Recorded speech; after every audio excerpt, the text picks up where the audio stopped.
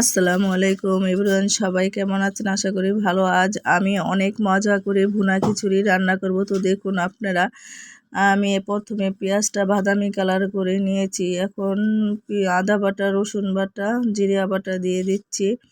একসাথে দিয়ে একটু নাড়াচাড়া করে নিচ্ছি। নাড়াচাড়া করে হলুদ ফাঁকি দিয়ে দিচ্ছি। হলুদ ফাঁকি, মরিচের ফাঁকি দিয়ে, ধনিয়ার ফাঁকি দিয়ে একসাথে আমি এটা কষিয়ে নেব। তো কষিয়ে ভালো করে, তা না হলে মশলার কাঁচা গন্ধ আসবে। আমি কষিয়ে নিচ্ছি। দেখুন, স্বাদ মতো লবণ দিয়ে দিচ্ছি, পরিমাণ মতো। তো আর একটু লবণ আমি পরে দিব, প্রথমে আমি অল্প লবণ দিলাম। তো নাড়াচাড়া করে কষিয়ে নিচ্ছি। আমি এখন সিমি মটর দিয়ে দিব। ভুনা খিচুড়ির মধ্যে সিমি মটর অনেক মজা লাগে।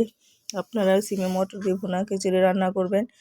তো আমি মশলাটা কষিয়ে নিচ্ছি। তো পোলার চাল, মুগ ডাল, মশারি ডাল একসাথে মিক্স করে আমি ধুয়ে এখন আমি মশলার সাথে ভালো করে নাড়াচাড়া করে নিচ্ছি। ভালো করে নাড়াচাড়া করে কালারটা চলে আসবে। দেখুন, ডালের সাথে পোলার সাথে হলুদ কালার চলে আসবে। তো আমার নাড়াচাড়া করে মশলাটা কষিয়ে নিচ্ছি। দেখুন কালারটা কত সুন্দর চলে এসছে। আমি পেঁয়াজ, কাঁচামরিচ দিয়ে দিলাম। একটু নাড়াচাড়া করে আমি পানি দিয়ে দিব। পানি দিয়ে, গরম পানি দিয়ে দিব, ঘি দিয়ে দিব। তো আমি ঘি দিয়ে দিয়েছি। দেখুন, পানি দিয়ে, গরম পানি দিয়ে দিলাম।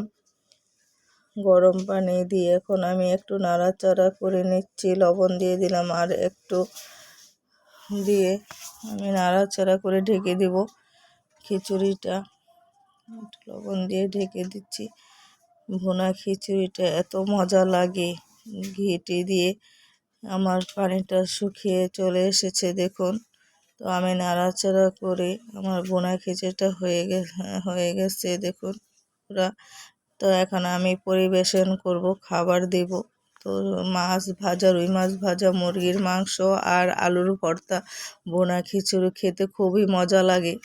তো আপনারা এইভাবে রান্না করে খাবেন বাড়িতে। রুই মাছ খেয়ে বলছে মাছ ভাজাটা খুবই মজা লেগেছে। তো খাচ্ছে, আমার মেয়ে খাচ্ছে, ভঞ্জি খাচ্ছে, সবাই খাচ্ছে। তো আপনারা এভাবে রান্না করে খাবেন বাসায়। ভুনা খিচুড়ি, আলুর ভর্তা, মুরগির মাংস একসাথে মিশিয়ে। খুদা হাফেজ।